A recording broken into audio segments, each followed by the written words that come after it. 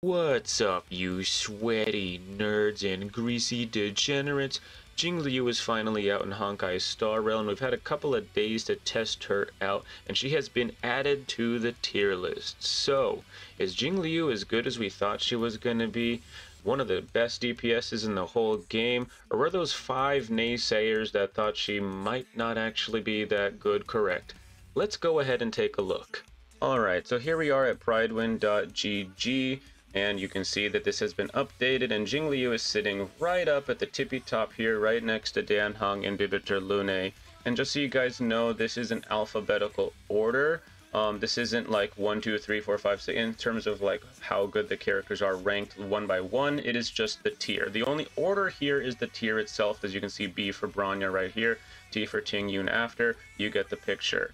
But this has been updated. The information here has been updated. And I hope if you guys want to take a look at this, by the way, I'll put a link in the description and the pinned comment below, and I do recommend you come take a look at this yourself. There's a ton of information here, not just tier lists. A lot of theory crafters are behind the information being pulled together on this site, and it is very well respected and accepted by the community as a whole.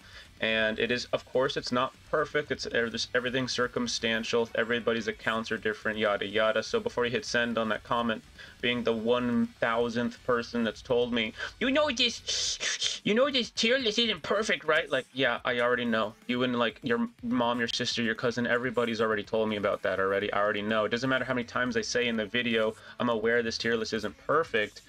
People still decide to tell me that for some reason. I don't know why.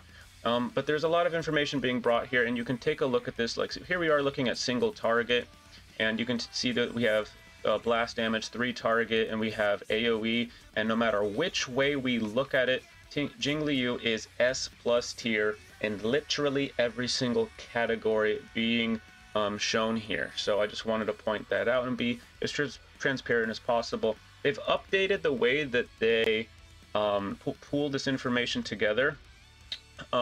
As you can see, 4-star characters are now at E6 rather than at E4. You can see that Asta's been bumped up and Tingyun's been buffed up, or ticked up, because the value of them has finally been realized. A lot of us have been saying that Tingyun's, you know, probably just as good as Bronya depending on the situation, and so her value is finally being realized. So like I said, they've been updating the way that they pull this information together. The parameters have changed and they're more accurate now to reflect the way the meta is currently at. Again, like I said, E4 was before. Now they're all at E6 for 4-star characters. You can see they put a gambling icon next to QQ because she can only hit these numbers if you get good RNG with her. She's not quite as good as this if you get bad RNG, stuff like that. You know, they've decided to start testing using, you know, more optimal teams, you know, 5-star relics, all kinds of different stuff. So they are trying to optimize the builds when they do these tests so that they can try to be as accurate as possible, because a lot of people did complain that some of this wasn't, you know, perfect from before. So they're doing their best. They are constantly updating this. So come check this out. Again, pin comment down below in the description to come take a look at this site. And you can see they've updated the tier list as well. You notice there's not 3 columns here now, there's 4. You have damage dealer, debuffer, amplifier, and sustain. So rather, you can think of amplifier as a buffer in itself, right? But I like that they decided to call it an amplifier because you know, characters like Asta, you know, there's more than just like Tingyun is a buffer for the most part, but she also gives energy through her ult, which is like, that's why I like amplifier, because she does more than just buff. Bronya does more than just buff. She gives priority to a character, immediately giving them a turn after while she buffs them. Asta, she gives the entire team speed while increasing the attack of the whole team as well. So I think it's good that they gave the debuffer class and the amplifier class their own separate columns. I think that that's really, really good. And you can see that characters like Fu Xuan, you know, this was updated before. She's, you know, S+ tier as well. So come take a look at this for yourself. If you want to come take a look at pridewin.gg's tier list that has been updated, Jingliu is just as good as we all thought that she is. I'm so sick and tired of people trying to correct me in the comments. Like, Jingliu is no better than Blade. Jingliu will not be as good as you think, Pancake. And I'm just sitting here like, really? So take a look at the screen. Take a look at the screen. Take a look at the screen. Some of the best theory crafters in the entire world are behind things like this information you see in front of you. Okay, so let reality set in. Okay, there we go. Okay, it's gonna be okay. It's gonna be okay. Blade doesn't have to literally be the best character in the entire game. Okay, he can still like zero cycle Memory of Chaos, and he's still good. You know, just because another character is slightly more well-rounded than him doesn't mean he's bad. Nobody's saying he's bad. Okay, so calm down. All right.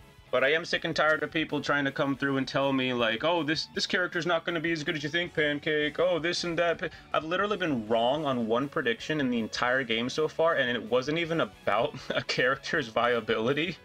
It was literally, I thought we were going to get a new Trailblazer flower before we got out of the low fu.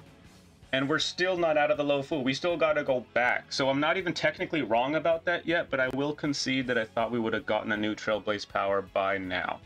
So, if you want to correct me on that, there you go. There's something to correct me on. I'm not talking about little stupid things where I misspeak, where I accidentally said Jingliu has defense shred when it's actually honored light cone. That was just me misspeaking. I'm not talking about stuff like that. I'm talking about when I say, like, oh, Blade's going to be really, really amazing, but guys, just be aware we're going to have even better characters than that coming out really, really soon. Hello, Dan. Hello, Jing. You know what I mean? That's the kind of stuff that I'm talking about. And I never said Blade's actually bad. I put out a video with a clickbait title that said don't pull for Blade, but that was very clearly a joke. You know what I mean? Because we had characters like Kafka and Dan Hung and Bibitage Lune literally coming out like right after that. That's all I was trying to say in that video.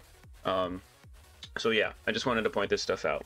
And if you were pulling for Jingliu recently, I hope that your pulls went well. I managed to pull her in 46 pulls, so I decided to go for her light cone. And that went absolutely horribly. So I hope that it goes better for you than it does for me in that sense. And if you are considering pulling for her, just be aware that she has a really, really short banner for whatever reason. Her banner's only like 16 days or something like that instead of 21, so the shortest banner we've ever had in the entire game. I don't know why we're having a very weird kind of patch this time around. I don't know what's up Hoyo versus Sleeve or what they're planning, but I just thought you guys should be aware of that. So, if you are pulling for her, figure it out, fam, okay? Anyways, if this video was helpful to you in any way, shape, or form, please consider leaving a like or more importantly a subscribe, because it really does help the channel. And if you don't subscribe, I'm gonna come to your house in the middle of the night like the boogeyman. And I'm gonna steal your favorite midnight snacks. Probably those Oreos, or maybe the Pringles you got there in the pantry. Or maybe the lasagna you got there in the refrigerator. I'm not picky. I'll come for whatever you've got. So like and subscribe for more.